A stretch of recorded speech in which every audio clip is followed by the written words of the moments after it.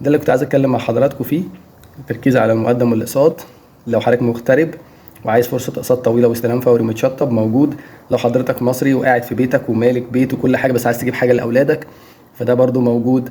مقدم واقساط حنينه تتناسب مع دخل المواطن المصري. الفتره دي في مشروعات كتير جدا اتطرحت بالكوست بتاعتها ما بتبقاش كبيره، يعني اجمالي ثمن الوحده منطقي جدا جدا وفيري افوردبل لناس كتير جدا، خصوصا كمان لو قسمناها على مقدمات وعلى اقساط. يعني في حاجات كتيره قوي دلوقتي بقت موجوده. اول منطقه الشروق قدام مدينتي مباشره على طريق السويس، في اكتر هناك من كومباوند دلوقتي عاملين اوفرز حلوه قوي. يعني مقدمات بتبقى في حدود ال 300,000 و 400,000، واقساط طويله توصل لحد 7 سنين وفي حاجات 8 سنين. وفي نفس الوقت الاقساط نفسها في حاجات يعني القسط بتاعها الشهري حاجه و20,000 او حاجه و30,000.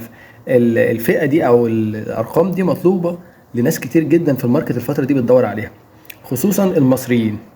لان دلوقتي بسبب الاحداث اللي بتحصل، الوافدين او المغتربين خارج مصر لما بيجوا مصر بيبقوا عايزين حاجات شويه مبنيه فيها انشاءات او استلام فوري، بحيث ان هو يقدر يأجر يعمل له دخل وهو بره، ولما يخلص سفريته او يخلص العقد بتاعه يرجع يسكن ويعيش. فحاجات زي كده موجوده وباقساط، وقساط برضه على 5 سنين وقساط على 7 سنين وقساط حتى على 10 سنين. ده موجود. خاصة كمان ان في اتجاه من المطورين، حتى المطورين المتوسطين والصغيرين، ان يسلموا الشقق بتاعتهم متشطبة. ودي حاجة كويسة قوي للعملاء، لان مجرد ما بيستلم بيقدر ان هو يأجر شقته او يعيش فيها. ولو خدها نص تشطيب للاسف الشديد بيبقى لسه في تكلفه تشطيب. تكلفه التشطيب دي تقريبا بتبقى تكلفه حوالي 30% من اجمالي ثمن الوحده، وفي والله حسب التشطيب يعني ممكن توصل لحتى 50% من اجمالي ثمن الوحده بعد 3 سنين لما تيجي تستلم. لكن لو هتستلم قريب، سعر المتر النهارده التشطيب اقل حاجه يعني 5000 7000، يعني ده اقل حاجه. المتوسط هو 10,000 جنيه.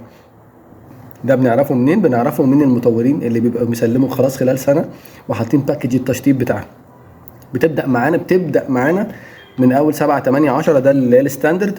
ولو عايز تشطيبات اعلى من كده كمان بتوصل معانا 12 و15 و17 الف جنيه على المتر الواحد التشطيب، حسب طبعا. فالتوجه دلوقتي العام للمصريين، خلينا نقسم بقى المصريين والمغتربين خارج مصر. المصريين احنا مش هينفع بسبب الظروف الاقتصاديه. فئه كبيره جدا بتقول لي يا شريف، بحكم ان انا بتابع معاهم وبكلمهم كل يوم تقريبا، بلاقي كل المصريين مش عايزين يعدوا يعني الا 40,000. يعني كله عايز حاجه و20,000، حاجه و30,000، حاجه و40,000. تمام. ال50 دي قليل قوي لما حد بيوصل لها.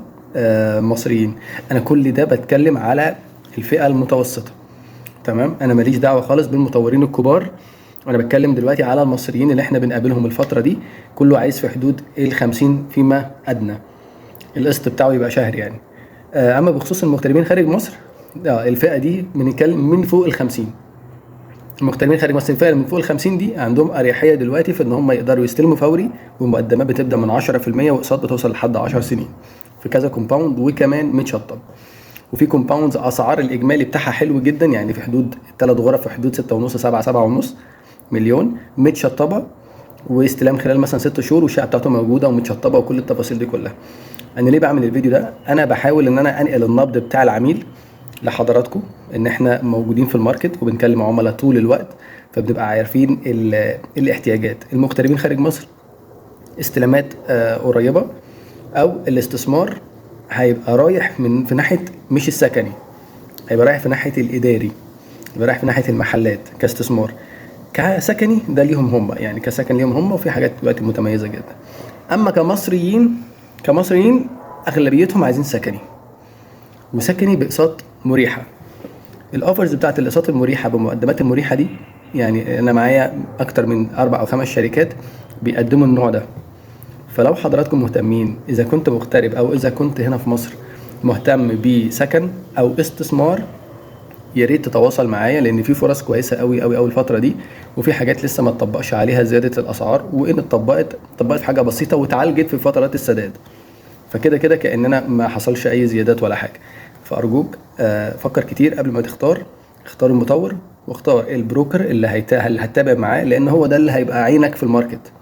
وما تتابعش مع بروكر واحد، تابع مع اكتر بروكر لغايه لما تختار واحد بس اللي تثق فيه وتلاقي كلامه فعلا منطقي وعنده مقارنه وبيعمل استادي لحضرتك وبيعمل اناليسز محترمه لحضرتك، ده خلاص كمل معاهم، وبعد كده ما تشتتش نفسك. يعني في الاول جمع كذا بروكر، وبعد كده فلتر وافضل مع واحد، وهو ده اللي كمل معاه. ما انت خلاص سمعت من ناس كتير وعرفت الماركت ماشي ازاي، هو ده حاسس ان هو امين معاك وبيجيب لك احسن الفرص وبيستغل فلوسك افضل استغلال. ودي حاجه حلوه كلمه استغلال، يعني بيستغل المبلغ اللي معاك افضل استغلال عشان يجيب لك قيمه اعلى من السعر او مقابل سعر.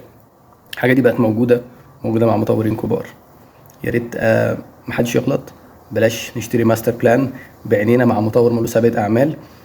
بلاش خالص السعر هو اللي يحركنا كاجمالي، لان في مقدم واقساط. ما دام في مقدم واقساط نركز على الكوارتر ونركز على المقدم، الحاجات اللي بايدينا. لكن ما نفكرش في اجمالي. تقول ما تستاهلش تبقى ب 10 مليون. يا حضرتك انت مش هتدفع 10 مليون، انت حضرتك هتقسط. هتدفع مليون مقدم ولا مليون ونص، وهتقسط كل 3 شهور 240 الف جنيه. خدت بال حضرتك؟ ما ناخدش الباكج بتاعت ال 10 مليون، لان ال 240 الف جنيه كتير دلوقتي، لكن بعد 3 4 سنين من الاقساط مش هيبقوا كتير. احنا العمله عندنا يعني ابس اند داونز. فبس يعني شكرا جدا، وانا معاكم في اي تفصيله. وكل فتره كده هعمل لكم فيديو بقول لحضرتك نبض العملاء او نبض الشارع زي ما بيقولوا عن القطاع العقاري. شكرا.